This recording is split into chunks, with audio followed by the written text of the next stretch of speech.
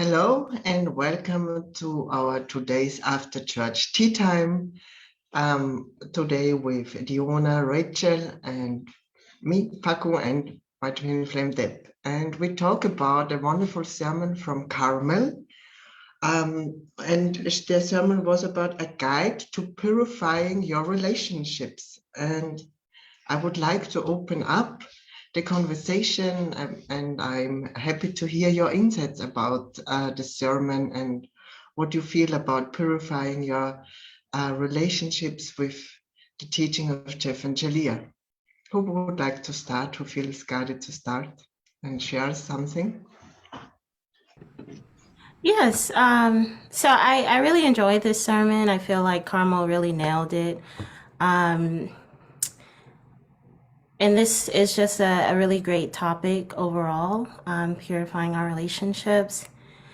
And, the part that really stood out to me, or one of the first things that stood out, was what she said about like core values and getting clear on your core values as a foundation to your relationships.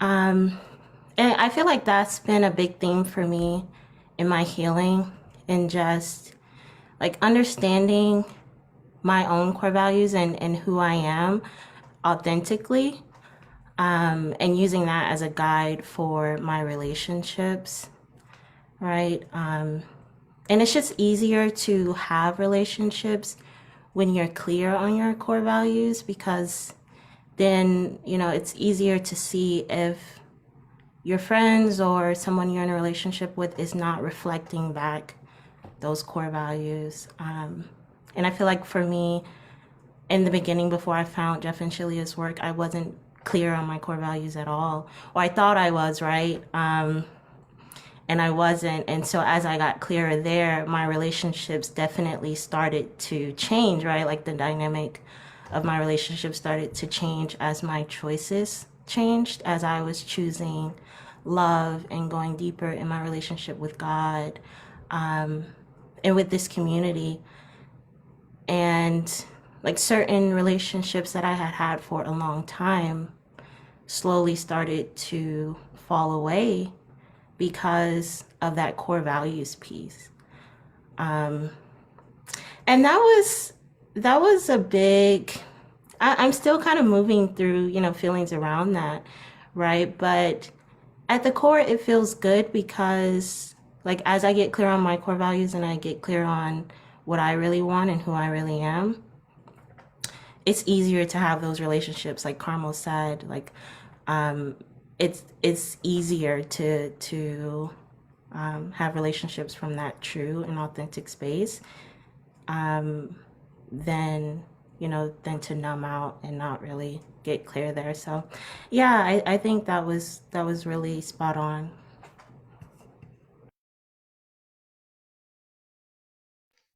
Yeah, I was like nodding along as you were sharing. It was the same experience as we were moving through the sermon. And like before this work, for me, all my relationships were kind of like unclear or messy.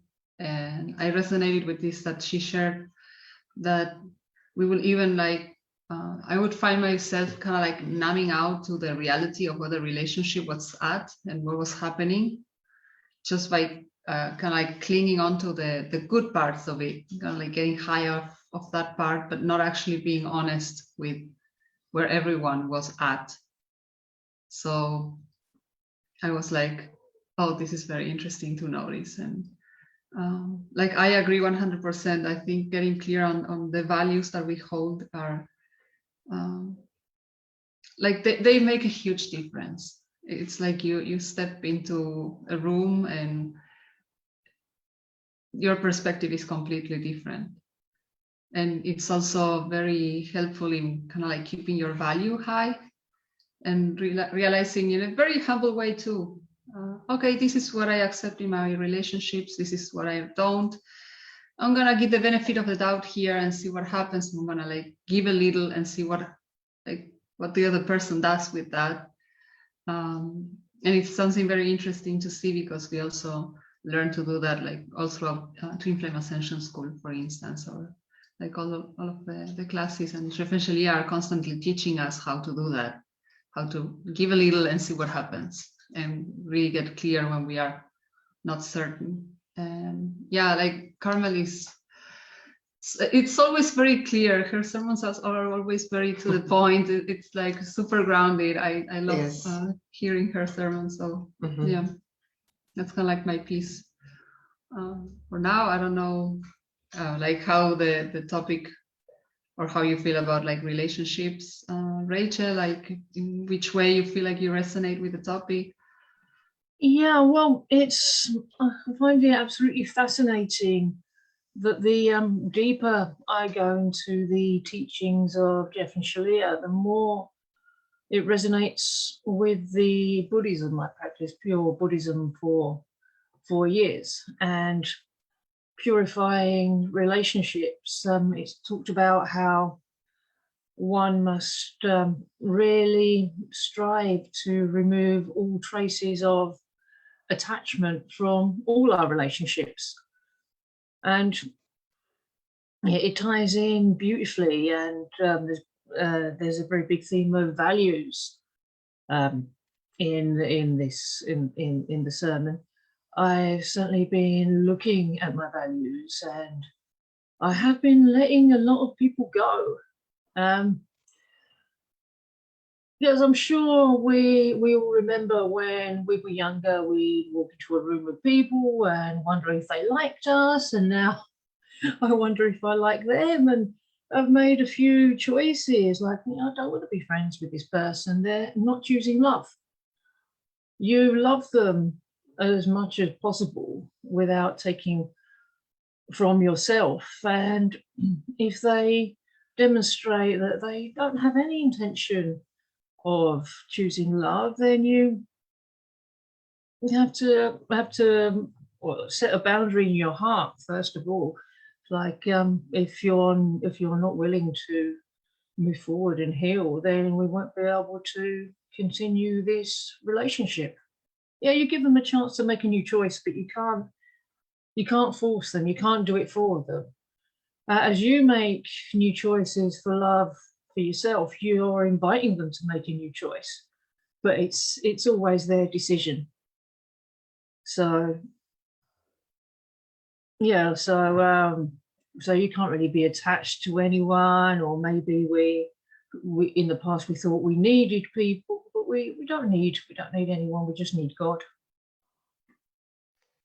I feel that's a very interesting point that you're bringing up. I've also been moving through releasing a lot of attachments to my biological family in one way or another. It's mostly kind of like being done in my heart space, like inwards. And then, as you say, like not getting attached, and this is something that is spoken of at the very beginning, also in Jeff and Shaleia's book. Like we are kind of like designed to hop on and off from each other's relationships, except for our twin flame, who is our eternal companion. So it's like, it's really nice to see that it's safe to see the relationships for what they are at. They are kind of maybe a brief period of time that you got to share something with someone. And when those like paths kind of like open up to different routes, then that's okay to honor, as you were saying, kind of like each other's choices. And also kind of like in this non-attachment, which ties in with a sermon from a couple of weeks ago from Granville too. It's beautiful because that allows those like people can come and go from your reality, and maybe they grow in their separate unique ways, and they kind of like reappear in your reality, and there's perhaps a new opening there. Yeah, like I experienced that, like also Carmel shared, it's safe to let the change happen in the relationship with my mom. The last time I saw my mom is a year ago, and God guided me to contact her 2 weeks ago, and it felt like she, like also you said right now, she was in her way, kind of opening up more to love. It feels very loving. And like Rachel says, I give her time and space to make her own decisions. But I was very clear when I contacted her that I am still loyal to the path I was a year ago. And she was so happy to see me. She had tears in her eyes, and she loved me as the man I am. And she always said she has just to get used to it. And it was very nice. Like Carmel said, it's safe to let the change evolve in a relationship. And like Rachel said, yeah, give time, space, that they can make the choice for love. And you never know how it unfolds. Just God is important in a relationship. And as she, it's just changed. And yeah, I will see how it evolves. Keeps unfolding. Keeps unfolding, exactly. Like something that was coming up when you were sharing that is, I knew that that was the experience that would come up. It's like just because you're honoring somebody else's choices, that doesn't mean that you have to burn down the bridges. Exactly. Like there always should be a line of communication if it was completely unclear yet. And of course, as you allow that little, what is the word that I'm looking for? Little like space, let's say, for this person to come back and see how they behave and how they honor or not your choices and such, if they meet you halfway or not, then it will reveal like naturally. There's nothing really that has to be forced in pushing someone away. They will kind of like, as you were saying, Diona, they will finally naturally fall away from your reality. And I certainly had that experience with friends that I knew for almost 20 years too. We weren't vibrating at the same place anymore. And well, their choices are very clear. They are not really choosing love, then that's okay. I just release them, and they always have the opportunity to come back. So yeah, I don't know how you. I feel like Diona has like the next piece Me for some too. reason. No, yes, I love like all of this, and like what you were sharing, Deb, like how the relationships just kind of flow naturally, and like that's a big lesson that I've been learning, is that it doesn't have to oh, am I frozen? You're good. You're good. Okay. That it doesn't have to be like this terrible ending in the relationship, right? Like it can, if it's ending, it can end with love, and it can feel good because your choice to move forward with love feels good, right? And it doesn't have to be painful, is what I'm learning. And I really like what Rachel said about attachments and boundaries. Like that's been huge as well, like not attaching to the relationship and allowing myself to set those boundaries. And I think one of the key things there is just, for me, it was recognizing that I'm not this person's source. God is source, right? And so there's no reason to attach. And it's actually more loving to set that boundary in the relationship and allow them to receive from their true source, right? Like I can't give them what they need, only God can do that. And same with me, they can't give me what I need, only God can do that. And so, yeah, I think as I've been kind of learning all of this, my relationship with myself has been improving. My relationships with others have been improving.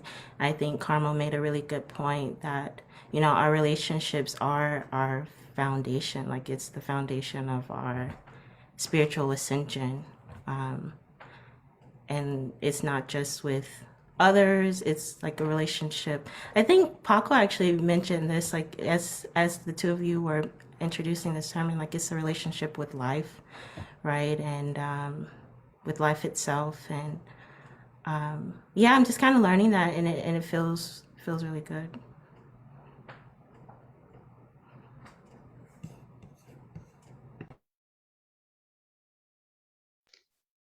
I like that this relationship with life itself, it changed also in my journey, because it's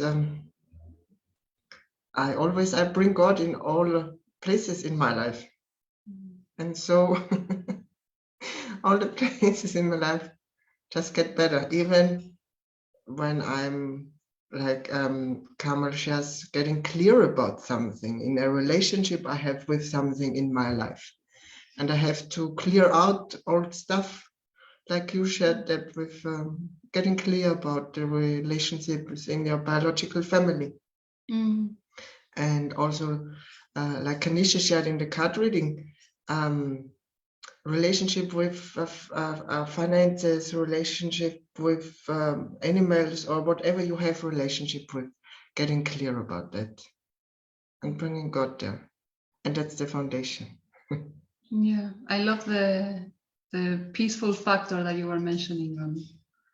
Even if those relationships were to end, like Diana was saying, like they can end, or these people can live a reality from a place of peace. And I think that's like the most important thing, like a key, because it's kind of like the only way you actually transcend the experience that you're having with this person or this soul or this energy. It's only, like eventually I said this constantly, it's like you gotta love them before you leave them. And so for the circle to be kind of like complete in these particular cases where something or someone vibrates out of your reality, like that peaceful component is like key to the process. Yeah. I feel Rachel wanted to say something.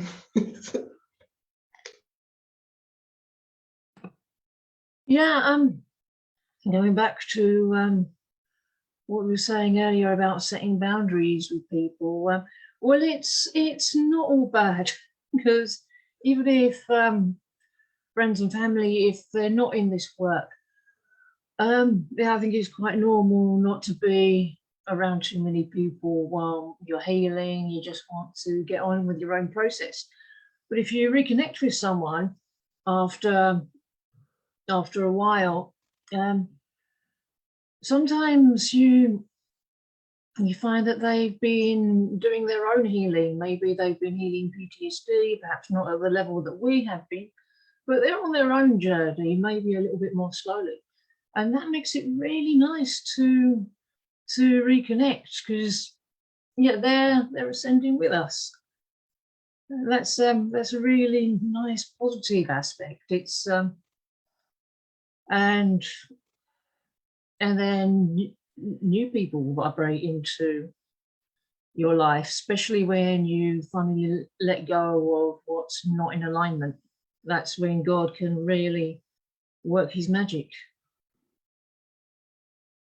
Oh no, go on. I let a client go this week because they weren't healing. It was the first time I'd done that. But then another one looks like she'll be coming into union this week. So that's it, yeah. And it's funny because she had paused her coaching because she'd been unwell. And an hour after I let this one go, the other one came back with some great news. So it really is God working his magic. Yeah, I was like, felt like tying something that you just said, like, and was mentioned in Karma's sermon. When we share the same core values, we get to actually build eternal relationships. And I think this is something that was kind of like you were subtly pointing out to, that it doesn't matter, like the core value that this person was making was still love. Even if they were kind of like going slower or in a different route. Something that always amazed me was that this saying that says, all routes lead to Rome. So it's kind of like applicable to God, like every road, it's gonna lead back to God eventually in one way or another. It doesn't matter if you're going to speeding up in the highway, or if you are like using an 1800 carriage to get there.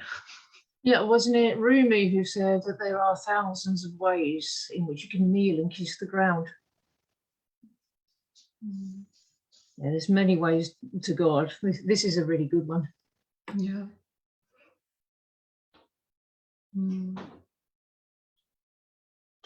I'm not feeling anything coming up for me, but I feel like you something. Yeah, I like this these different ways coming to God. This is why He makes us unique.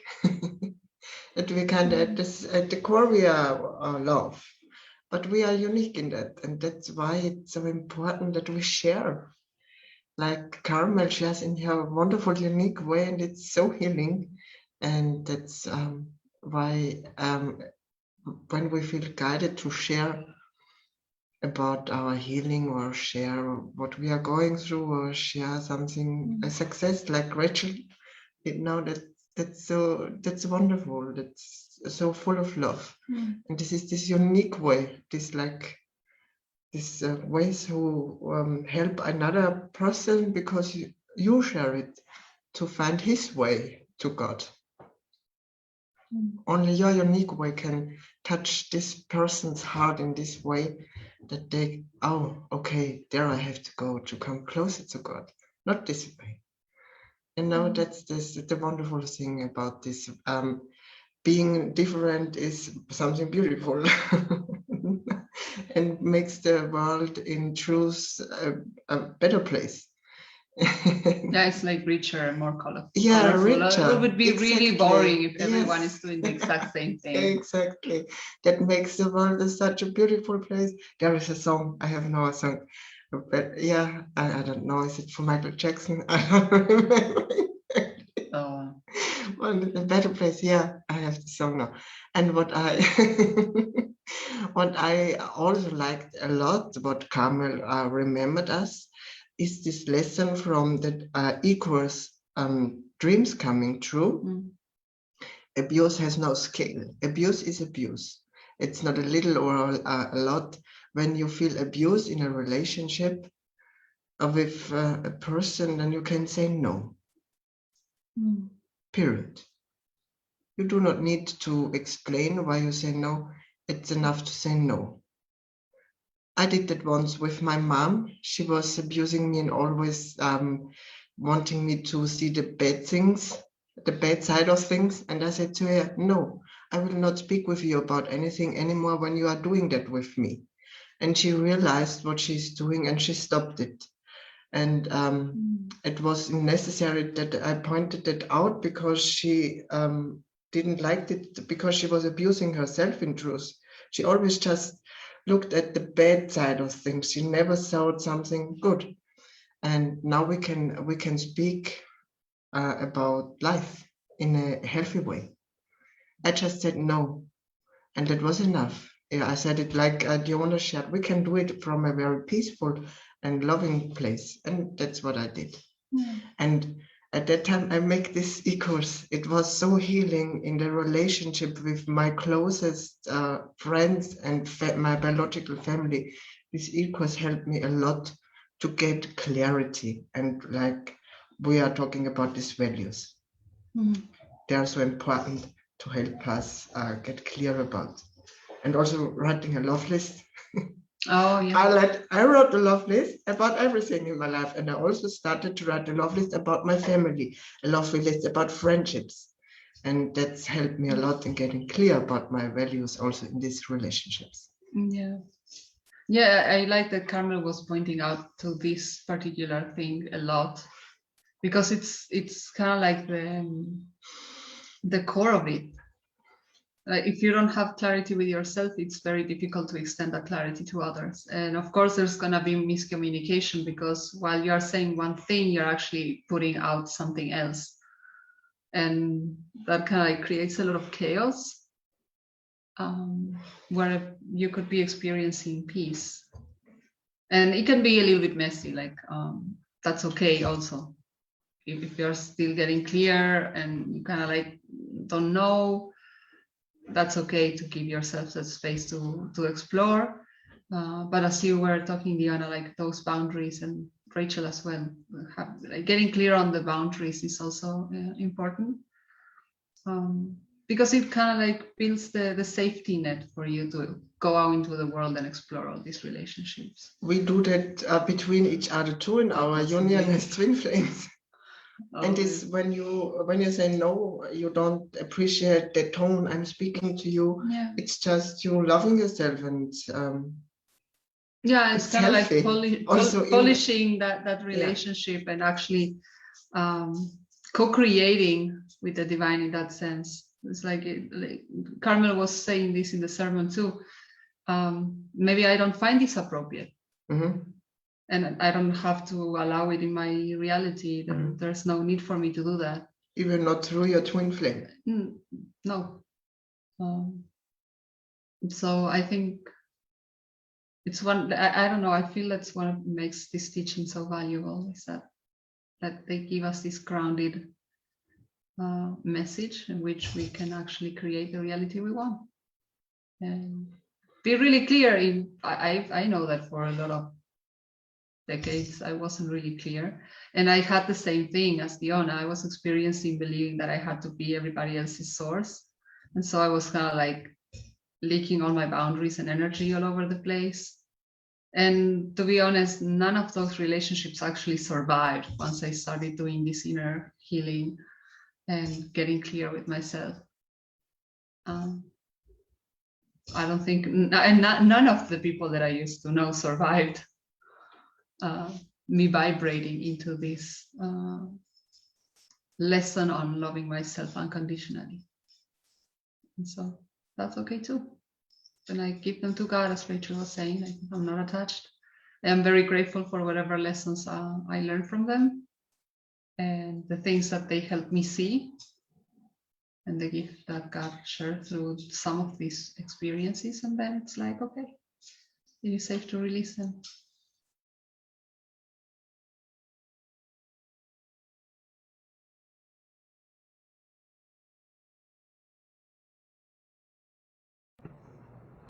Yeah, I really like that. And I appreciate you sharing, Paco, like your experience with your mother, your biological mother, and setting that boundary, and just saying no, right? Because I've been experimenting with that with my mother too.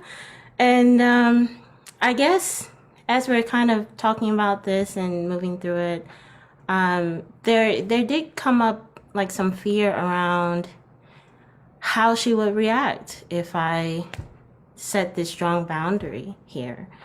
But I feel what I've seen is that at first there's a little bit of shock, like, what is this? I'm not used to this kind of response from you. But then there comes the more like respect and the choice, like either we're going to continue in this relationship or we're not. And I think it's just, it feels good to make that choice. And it's like a leading by example kind of thing. Like, I'm saying no to this because I don't choose abuse.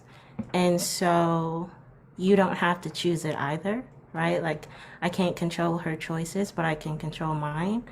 And then maybe if she sees that, you know, it'll help her to feel more comfortable making a different choice.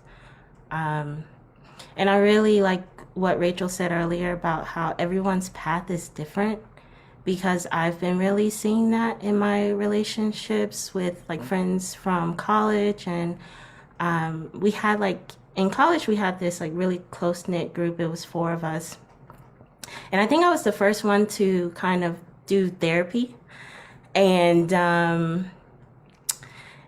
at first, my friends were kind of not really, you know, they didn't really want to go into those spaces, those uncomfortable spaces. But it's been about 2 or 3 years now, and now all of us are doing some form of therapy or counseling. And when we get together, it's like those deep conversations, which is really nice. And it's different because it's like, on one end, I feel good because I feel like we're all in a space of self-discovery, and we're all on this path of like healing. And then I kind of think about it like, I hope I'm not, and I know this is just ego talking, but it helps to get clear. Like, I hope I'm not making them feel like something's wrong. Like, everybody I come in contact with all of a sudden goes into therapy. When you look at it like that, it's kind of odd, but at the core, it's just we're all one consciousness, and we're all on this path back to God, back to love. And it looks different for everyone. So yeah, just wanted to add that. Feels like an invitation to healing. Yeah, Well, exactly. it only looks a little bit different to the healing you're doing. Yeah. But yeah, I feel that's really cool, to be honest. It's like they are all kind of in their own unique way, choosing to release all these things that no longer serve them. And you actually could go, like, you found a way to go deeper into your friendships with these people. And they can connect from a more human way, perhaps, than before. And I think like that's really cool when we can be our true selves. And Carmen was also speaking about this in the session. She could be herself, like her real divine self. And a lot of us haven't really learned how to do that before knowing this work or any other spiritual teaching that will kind of lead you to that, like Rachel was sharing with Buddhism. I'm not an expert, but I read a little bit enough to know that that road, it also walks you towards enlightenment. So it's basically just embracing your divine self. And that's also very cool. Man. And like, yeah, we've been talking about it. It's, when we do this for ourselves, we open the door for another one to actually get a different perspective, and maybe they didn't know it before, and it's like, oh, so I have it. I have options here. Yes. I had no idea I had options. I thought life would have to be like the same way it was before, and those came before me, and those before me, and those before me. And no, it can be extremely different. Mm-hmm. You can choose it for it to be compassionate also, but you can definitely turn things around or change it. So yeah.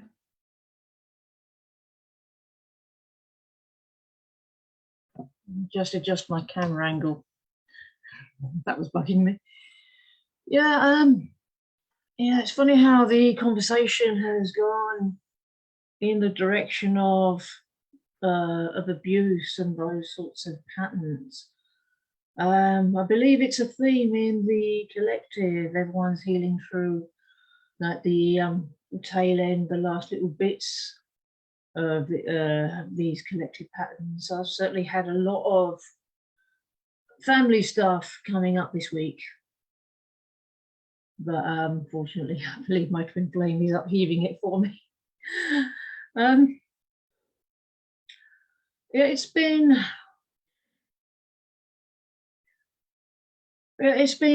certainly very enlightening having it come up in this discussion. Certainly, my mum was showing me a pattern earlier on. I don't know if you could hear her voice outside the door a few minutes ago. It would have been perfect if you had. She was going on about how painful it was for her to be putting the rubbish out when she's got a really bad back, and Dad was having none of it. He said, "Look, you didn't have to do it. If it doesn't get put out today, we could have got put out tomorrow." So he's not buying into her little attention-seeking games either. It's just, yeah, it's not feeding it. It's not giving it energy. He's been able to catch it and set a boundary in the moment. Yeah, I mean, yeah, like I said, you can't make other people's choices for them.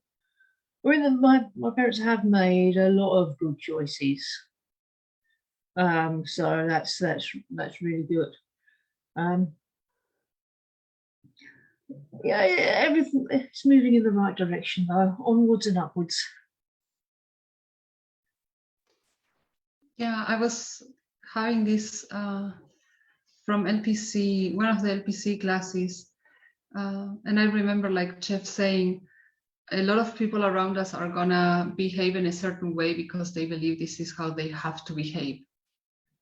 And unless someone is showing something different, or they have like that inner calling of finding out if there's something different out there, there's not gonna be much change. Like I've been coming to that same awareness in regards to my my family as I've been healing with Paco.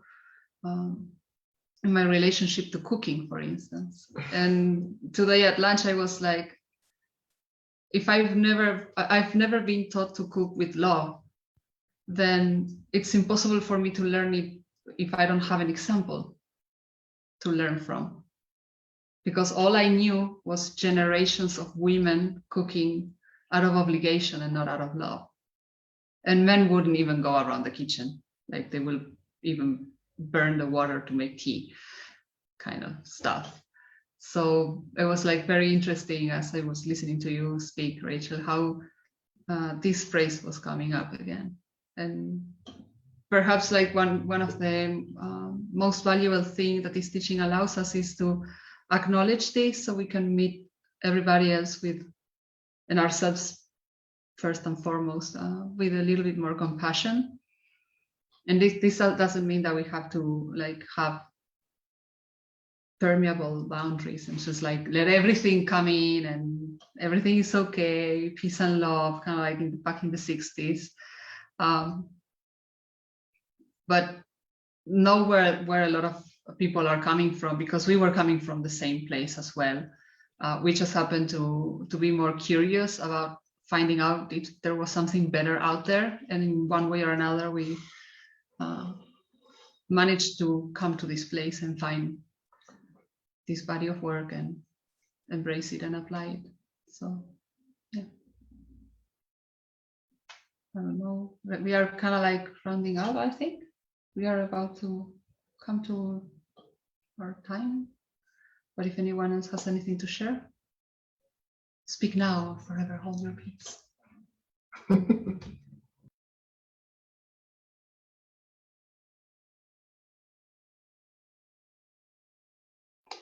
I would like to share something, because you shared that you are healing your relationship with food and with cooking, and also with we learn thanks to Jeff and Shaleia, because she also made divine dish, and this is a very loving way to heal your relationship with food and cooking and nurturing yourself in this big time. And I really appreciate your openness here and showing me your vulnerability, that you don't know how you bring love into the kitchen. We had to experience some contrast, and I realized I was taught to love food. For me, it was normal, and I had to heal a lot of compassion. Like you also shared other people who get to know the teaching, who are new. It's healthy to have a lot of compassion. Like for me, it's totally normal to love every step of the way, when I cut the onion, when I buy my food, because I know that I prepare myself something wonderful, and I can enjoy and nurture and love myself through that. But my mom raised me like that, because in the kitchen, she was always with God, and she was able to be her true self. In other places not, but this was her time for herself and God. And so I was raised like that. And this was where we are complementary, where we can support also in our relationship as twin flames, help each other to heal a relationship. And it's okay to realize where you are at and show kind of your true self here. Okay, I have to learn that. And it was so beautiful. The one time I just showed you what I do, I just invite in every step God, and I love myself, and I'm looking forward that I'm eating it. And then you kind of tried it for yourself, and it was so beautiful to see, like Carmen said, it's safe to let the change happen. Yeah, especially if it feels good, like the Yes. results feels better. You kind of had boundaries with this voice of where you kind of conditioned with that cooking is heavy, cooking is an obligation, oh, I have to cook every day. You kind of set a boundary with that and enjoyed the truth, and invited the truth. Yeah, and it's kind of like finding my own pace with it. I realized that when I cook to share something from, for instance, I've been cooking a lot of my inner, kind of like my childhood memory meals, like the food that I was growing up with, even if my mom wasn't really cooking with love. I still enjoy the dishes very much. And when I prepare them, like they actually tend to be really tasty. You like something with tuna, which apparently you didn't like, but I didn't know. And so that okay. Yeah, this is how your relationship can get better with everything in your life. Like this example. Yeah, everything can like be improved, and that's one of the most wonderful things. Yeah, you let go of this pattern. Yeah. And sometimes it's just you vibrate out also from people around you. You are not attached to it. It's change. It change. You allowed it change. To just simply take place. Yeah. Yeah. Yeah, I resonated with what Diana was sharing a little earlier about. Oh, moment. I forgot it. It will come back to me anyway. But it was something good. It just let it go. Yeah, it just flew out of my mind. It's gone. So anyway, how you guys are feeling in regards to today's after the church tea time? Do you feel like complete? Do you want to share anything else in regards to today's sermon?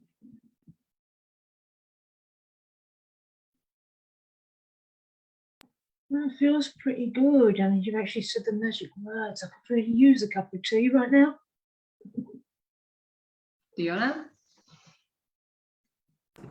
Yes, I really love this. Yes, I feel complete here. This was fantastic discussion. Yeah.